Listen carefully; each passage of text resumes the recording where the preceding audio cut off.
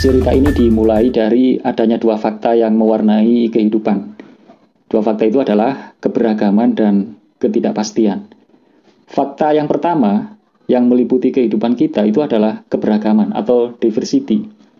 Jadi usia, warna kulit, minat, bakat, selera, cita-cita, daya juang, hasil perjuangan, itu antar orang berbeda. Semuanya beragam ya. Dan menjadikan kehidupan bersama yang penuh warna. Jadi dengan keberagaman itu kemudian kita hidup bersama itu menjadi berwarna, berinteraksi satu sama lain, saling mengenal, saling melengkapi dan seterusnya. Nah, dalam keberagaman itu kemudian kita belajar bagaimana menyikapi perbedaan, bagaimana bersikap terhadap orang yang lebih tua, lebih muda, dan juga sebaya. Dalam keberagaman itu pula kemudian kita perlu mengetahui ukuran-ukuran penting yang bermanfaat dalam kegiatan pendidikan, ekonomi, politik, kesehatan, dan juga bidang-bidang yang lainnya. Nah, fakta yang kedua yang meliputi kehidupan kita itu adalah ketidakpastian atau uncertainty ya. Jadi kita berharap sehat walafiat setiap hari hingga akhir hayat. Tapi kita tidak bisa memastikan apakah kita akan mendapatkan itu, walaupun kita telah begitu ketat mematuhi protokol kesehatan ya. Kita juga berharap lulus kuliah tepat waktu misalnya. Tapi kita tidak bisa memastikan akan mendapatkan sesuai harapan itu ataukah tidak. Jadi walaupun kita telah berusaha semaksimal mungkin. Jadi ada variabel-variabel lain yang tidak bisa kita kendalikan atau di luar kendali kita. Jadi singkatnya, kita tidak kuasa memastikan hasil dari sebuah proses perjuangan yang kita lakukan. Jadi hidup kita itu selalu dibayang-bayangi oleh ketidakpastian.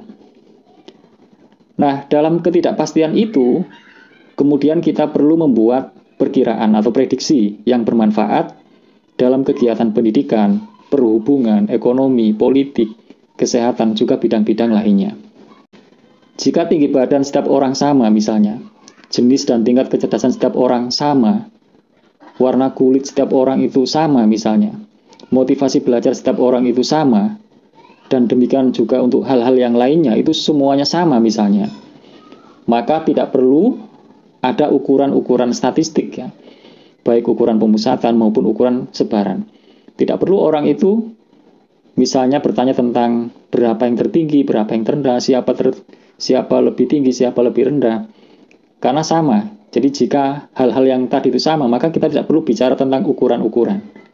Demikian juga jika semua hal dapat dipastikan hasilnya sesuai dengan yang diharapkan, maka tidak perlu juga orang itu membuat sebuah estimasi atau prediksi. Nah, tapi kenyataannya semua hal adalah beragam ya. Jadi faktanya begitu. Faktanya semua hal itu beragam. Bahkan misalnya pada produksi massal suatu produk yang direncanakan sama, jadi misalnya produksi air mineral yang diharapkan netonya itu seragam, yaitu 600 ml misalnya ya. Pada kenyataannya tidak benar-benar seragam. Jadi pasti ada variasinya, walaupun kecil ya. Mungkin kurang-kurang sedikit atau lebih-lebih sedikit ya. Mungkin lebih 0,0001 ml atau kurang 0,0002 ml misalnya begitu ya. Jadi tidak betul-betul persis 600 ml. Padahal itu adalah suatu produk yang disetting sama ya, tapi pada kenyataannya bervariasi pula hasilnya ya. Nah, atas keberagaman itu, maka kemudian orang tertarik untuk mengetahui ukuran-ukuran atau statistik ya. Misalnya ukuran pemusatan seperti rata-rata dan ukuran penyebaran seperti standar deviasi. Jadi sebagai gambaran misalnya dalam hal industri yang memproduksi sepatu, di mana sasaran pasarnya adalah orang Indonesia misalnya, maka produsen tentu harus mengetahui bahwa ukuran telapak kaki orang dewasa Indonesia itu adalah beragam.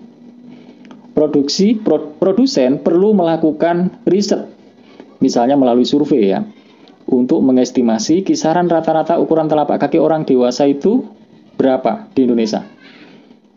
Nah, nanti berdasarkan hasil itu kemudian produsen menetapkan ragam ukuran sepatu yang akan diproduksinya. Sepatu dengan ukuran nomor rata-rata, misalnya nomor 40, berarti perlu diproduksi jauh lebih banyak daripada ukuran yang jauh lebih besar atau lebih kecil dari rata-rata tersebut.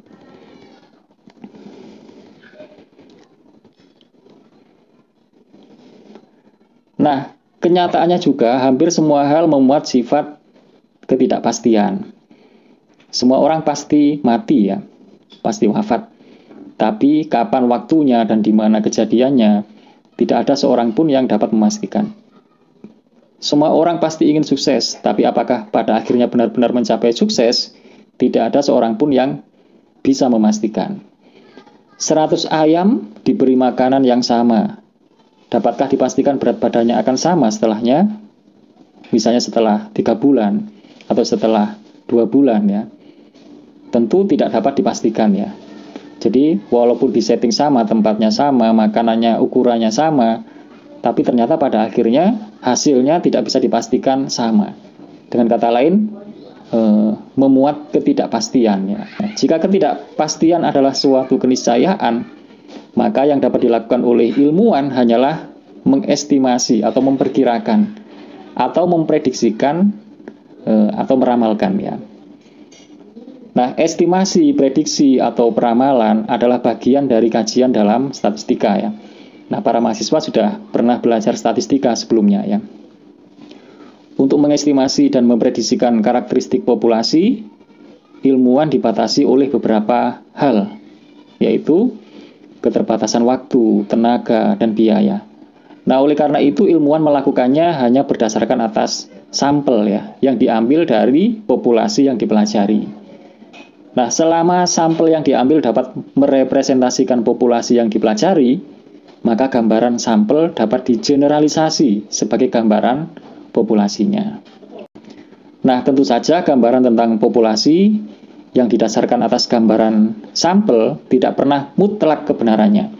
Jadi kebenarannya pasti tidak bisa diklaim 100% ya. Artinya pernyataan statistik selalu dibayang-bayangi oleh kemungkinan adanya kesalahan atau error. Dengan kata lain, kebenaran statistika itu adalah kebenaran probabilistik ya, yaitu kebenaran yang bersifat kemungkinan. Jadi kebenaran yang dibayang-bayangi oleh kemungkinan adanya kesalahan ya, adanya error. Tapi walaupun demikian, statistika mempelajari bagaimana mengusahakan agar statistik memiliki kemungkinan benar yang jauh lebih besar daripada kemungkinan salahnya, yaitu melalui kajian teori probabilitas. Nah, jadi teori probabilitas itu adalah sistem proposisi yang dibangun dari aksioma-aksioma probabilitas. Dengan menggunakan teori inilah statistika dibangun dan dikembangkan. Nah, konon ceritanya dalam beberapa literatur disebutkan pada zaman kuno itu Plato ini hidup pada 428 sampai 348 sebelum Masehi ya. Itu bersama muridnya yang terkenal yaitu Aristoteles ya, yang hidup pada 384 sampai 322 sebelum Masehi, itu sudah biasa mendiskusikan kata kebetulan, hukum kebetulan. Jadi diskusi tentang konsep kebetulan ya, secara filosofis ya. Yang itu artinya bahwa perbincangan tentang probabilitas itu sudah ada sejak zaman dahulu kala ya. Sudah menjadi bahan perbincangan, diskusi, kajian ya. Nah, tapi sejumlah literatur menyebut bahwa kajian lebih formal tentang probabilitas itu dimulai pada abad ke-15-16 ya, dekat ke-16 ya, abad ke-16, yaitu oleh Girolamo Cardano ya. Jadi 1501 sampai 1576 Masehi ya. Ini abad ke-16 berarti, masuk ke abad 16. Jadi Cardano itu adalah seorang matematikawan, filosof, dokter, dan juga penulis produktif berkebangsaan Italia. Jadi salah satu kegemarannya itu adalah, yang terkenal itu adalah bermain judi. Nah, jadi perjudian membuat Cardano ini mempelajari probabilitas, dan dia adalah penulis pertama yang menyadari bahwa peristiwa acak diatur oleh hukum matematika. Nah, meskipun kebiasaannya dalam berjudi membawa pengaruh buruk ya, ini dalam kisahnya. Jadi membawa pengaruh buruk dalam keluarganya, namun judi juga memicu Cardano ini untuk mempelajari peluang dalam aktivitas tersebut. Jadi dia melihat sisi ilmiahnya ya, dia mengkajinya. Jadi dia tidak hanya bermain judi, tapi dia mempelajari, mengkaji tentang aktivitas perjudian itu secara ilmu ya, secara teori ya. Nah, dalam teori peluang itu terdapat istilah nilai harapan atau ekspektasi yang dapat digunakan untuk mengukur nilai harapan besar hadiah yang akan diterima, untuk mengukur risiko bermain judi ya. Meski berhasil menulis buku mengenai judi, namun Cardano ini tidak disebutkan berhasil kaya. Jadi dia meskipun menggeluti ilmu atau teori tentang peluang itu, tentang seputar perjudian itu ya, tentang untung-untungan itu, tapi dalam literatur tidak disebut bahwa dia itu kaya, yang menandai bahwa ternyata nggak ada ceritanya orang bermain judi itu bisa kaya ya. Nah ini persis lagunya Rhoma Irama ya. Nah Cardano itu menulis manual singkat ya, yang judulnya itu Liber de Ludo Aleae. Kalau dalam bahasa Inggrisnya itu Game of Chance ya. Jadi permainan kesempatan, permainan tentang untung-untungan ya, kesempatan. Yang diterbitkan pada 1663. Nah, buku ini sering dianggap sebagai titik awal utama studi probabilitas matematika. Nah, Cardano ini memperkenalkan ide bahwa probabilitas P itu nilainya berkisar dari 0 sampai 1 ya. Jadi tepatnya probabilitas itu nilainya, rentang nilainya itu diperkenalkan oleh Cardano itu antara 0 dan 1. Nah, jadi kalau kita hari ini mengenal bahwa nilai probabilitas itu 0 dan 1, yang itu adalah sebuah kesepakatan saja sebenarnya, itu pertama kali diperkenalkan oleh Cardano ini ya, Cardano ini. Nah, kemudian dengan dasar-dasar kuno yang diberikan oleh Cardano seabad sebelumnya itu, Pascal dan Fermat bekerja meletakkan dasar matematika klasik dari teori probabilitas di pertengahan abad ke-17. Didorong oleh kemajuan signifikan Pascal dan Fermat ini, kemudian Christian Huygens ya, jadi hidup pada 1629 sampai 1695. Ini seorang fisikawan matematika luar biasa dan astronom berkebangsaan Belanda. Ini dia menjadi aktif terlibat dalam studi probabilitas. Jadi dia mengkaji lebih serius tentang probabilitas dan kemudian menerbitkan risalah pertama tentang teori probabilitas ya, yang judulnya itu De Rationis de Ludo Aleae. Kalau dalam bahasa Inggrisnya itu On Reasoning in Games of Dice pada tahun 1657. Nah, dalam risalahnya inilah Huygens memperkenalkan definisi probabilitas suatu peristiwa sebagai hasil bagi kasus yang menguntungkan oleh semua kasus yang mungkin. Jadi kalau hari ini kita mengenal bahwa probabilitas kejadian A itu sama dengan NA per NS, itu dari sini ya. Itu yang diperkenalkan oleh Huygens ini ya. Dia juga memperkenalkan kembali konsep ekspektasi matematika atau mean dan gagasan Cardano tentang nilai yang diharapkan atau ekspektasi itu ya dari variabel acak.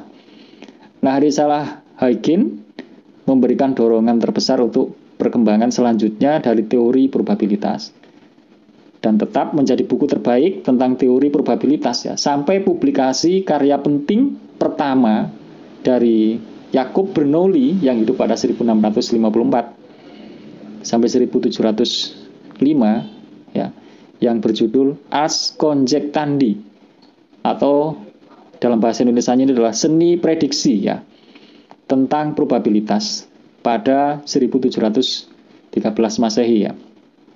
Jadi Bernoulli ini merumuskan prinsip dasar teori probabilitas yang dikenal sebagai teori Bernoulli atau lebih dikenal lagi sebagai hukum bilangan besar ya. Atau dalam bahasa Inggrisnya itu law of large numbers ya. Jadi hukum bilangan besar. Hukum bilangan besar ini adalah teorema yang menggambarkan hasil saat seseorang melakukan percobaan yang sama berulang kali atau diulang dalam jumlah yang sangat besar. Jadi kalau seseorang itu melakukan percobaan dalam beberapa kali, diulang dalam jumlah yang sangat besar, itu hasilnya itu apa? Hasilnya itu mendekati kemana ya? Mendekati hasil apa? Nah, Ini hukum bilangan besar ya. Nah, hukum bilangan besar Bernoulli inilah ya. Jadi hukum bilangan besar Bernoulli ini begitu fundamental sehingga perkembangan selanjutnya dari teori probabilitas itu didasarkan pada hukum bilangan besar ini ya. Nah, kemudian ini terus berkembang sampai kemudian hari ini kita mengenal teori probabilitas itu sedemikian dahsyat perkembangannya ya, sehingga kemudian kita merasakan manfaat dari ilmu statistika itu luar biasa ya. Nah, kita sebagai pembelajar statistik, pembelajar matematika, itu harapannya nanti bisa kemudian mengembangkan lebih lanjut atas teori-teori yang telah dibangun, telah dikembangkan oleh pendahulu-pendahulu kita ini. Nah, semoga ini bermanfaat. Selamat terus belajar. Silakan membaca referensi-referensi pendukung. Salam sukses sejati.